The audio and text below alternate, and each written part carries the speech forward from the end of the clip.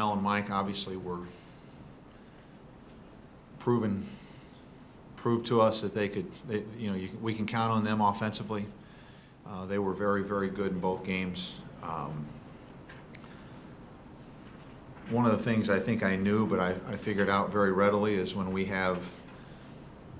get kind of a normal game from those two guys, although it's early to call it normal, but when we get a typical maybe offensive game from those two guys, if we can get a third guy to score, then it makes a big difference for our team. And Chris Jones ended up being the guy in the Marquette game. So, but I have to find consistent and productive ways to utilize our bench, and so I mean, those games were really good for me because I probably learned more about our basketball team in 2 days than I've been able to learn honestly in 6 or 7 months. What do you think the challenge is in finding a way to utilize that bench? Well, there are challenges in lots of different ways. One of the challenges is that it's inexperienced. There's challenges of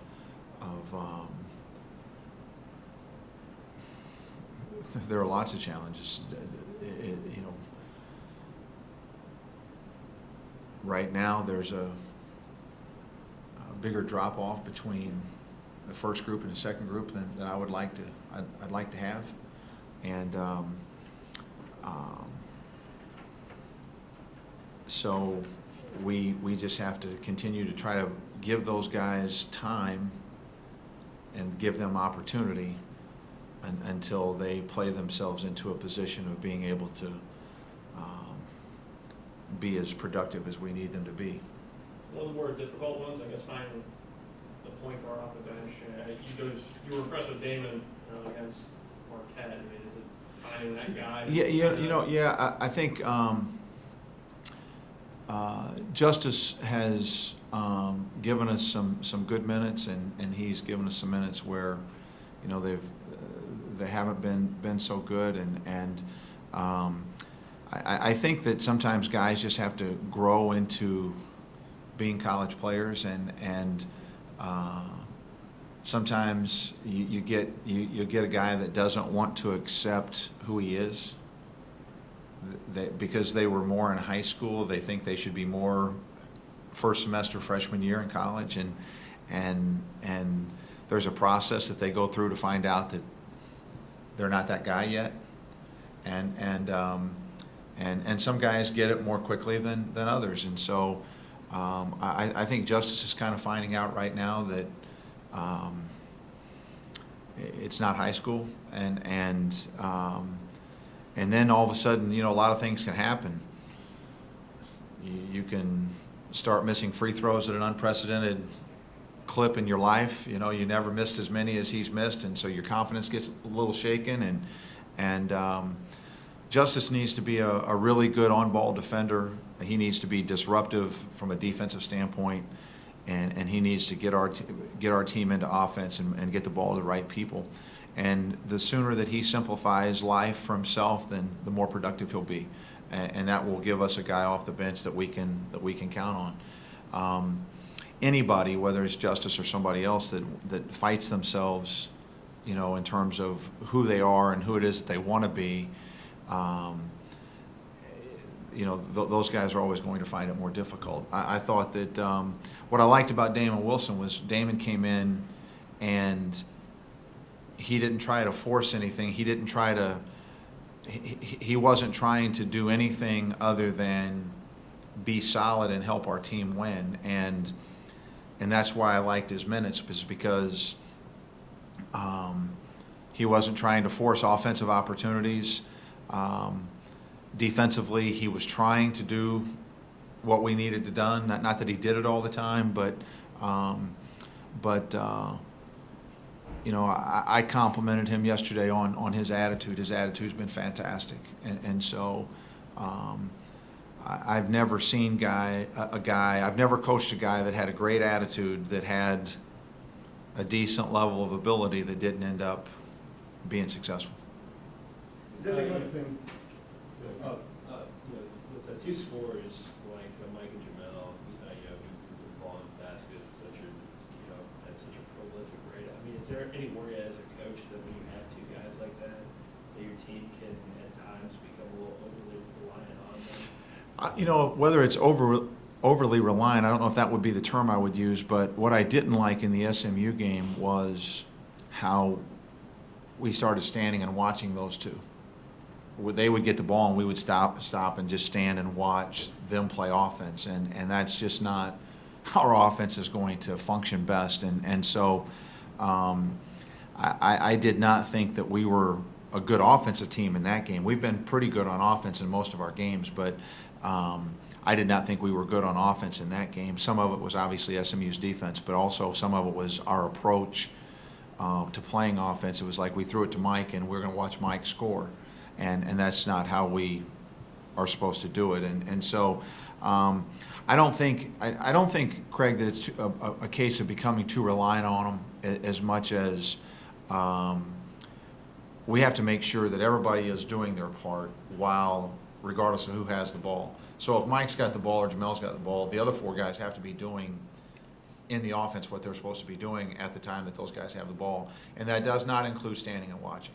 Okay, we're not a stand around watch one guy play offense. That's not who we are, what we do. So I thought, the Marquette game was a perfect example. Chris Jones became a very active cutter in that game, and I think he had 4 layups and a driving little floater. Okay, and then 3 for 3 from line gets 13 points. It's okay, perfect. In the SMU game, Cam started off shooting the ball in a basket, made 3 threes, but then kind of went quiet after that. So we've got to have that third guy step up, and it, from night to night it could be a different guy. Whether it's Cam or Sheldon or Chris or one of the guys off the bench, doesn't matter. And you know what? They're going to be a night where, hopefully not many of them, but it's going to be a night where Jamel or Mike don't get you 20. So I'm not worried about more balance. I'm just worried. Not worried is not the right word. I'm just concerned about us making sure that other guys continue to be aggressive and try to make the right kinds of plays, because sometimes to them being aggressive or coach saying we need a third scorer means I got to take my shots. So even if I'm covered, I'm supposed to. Well, no, we don't need anybody shooting covered shots. Okay, if somebody's going to shoot a coverage shot, it needs to be Mike or Jamel. Everybody else needs to be taking open shots, and Mike and Jamel don't need to take coverage shots early in the clock. We can get a coverage shot late in the clock. Let's get an open shot early in the first part of the clock, and then if the defense is winning in that possession, then we'll take a contested shot later in the clock. So there's got to be a fine line of how they understand what their role and the impact of their role and how it should be performed.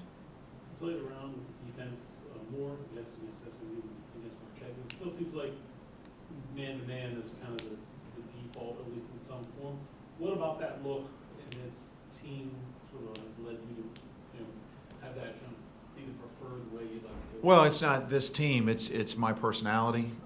It's my background, and so. But I would tell you that zone could become a more prominent part of what we do, and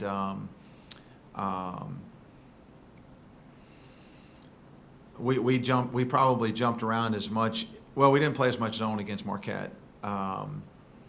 We played some zone against SMU, and it was effective. It actually got us a halftime lead.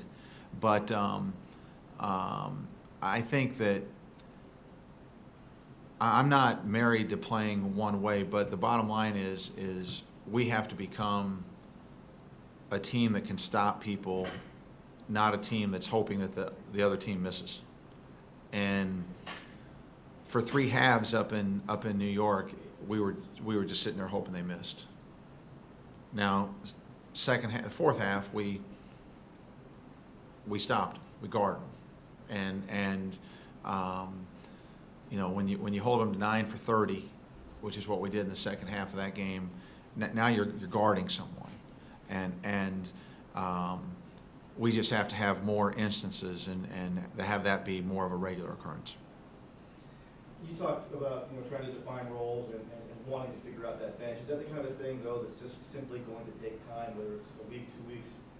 Absolutely, absolutely, because, again, there's a lot that goes into role definition, and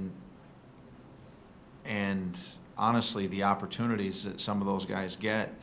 And one is obviously productivity, but two is attitude.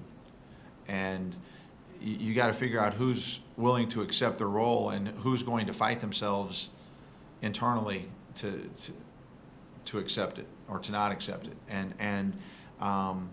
So we have to. Now we've got 2 or 3 guys on that bench that are rock solid in whatever it is that we give them. So we just have to make sure that everybody we put in the game, to the extent that they can be and that we need them to be, that they're clear-minded and not either fighting us because they don't like their role or fighting themselves because of whatever reason. And because once the game starts, it's all about helping the team win. And again, that's what I said I liked about Damon Wilson. Damon Wilson was just trying to help the team win. Jonathan Milligan didn't play in the second half of the Marquette game, and he was one of the most vocal guys that we had. So those are the guys that win for you. Those guys win when their attitudes are such that they're just in it for the team. Is having a year under his belt maybe the difference between Damon understanding that role and I don't know. Maybe it could be that. It could be personality. I don't know what Damon was like last year, so I don't care honestly, but I just know that right now, Ryan Luther, he's never different. If he played, I think 15 or 16 minutes in one of those games, played 29 minutes in the other, and there's no difference in him. There's just literally there's no difference in that kid, and so whatever comes his way, he's going to try to take advantage of it, and he's not fretting what doesn't come his way. He's just trying to make the most of what does come his way and help the team win. And the more of those guys you can have, the better off you are. You spoke about Chris Jones' performance against Marquette. How big was that after having 0 points in the game against SMU? Well, it's huge. I mean, and again, I don't want to point a finger at him in the SMU game, but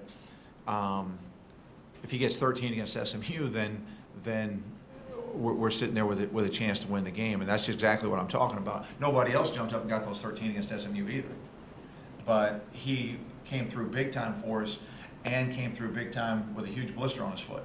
I mean, Tony came to me before the game and said, I don't know what we're going to get out of Chris tonight. He said he's got a huge blister on his foot, and he said I've cut around it and patched it up, and I mean we're talking big, not big and deep, and the first half of the game, Chris didn't look like he could move.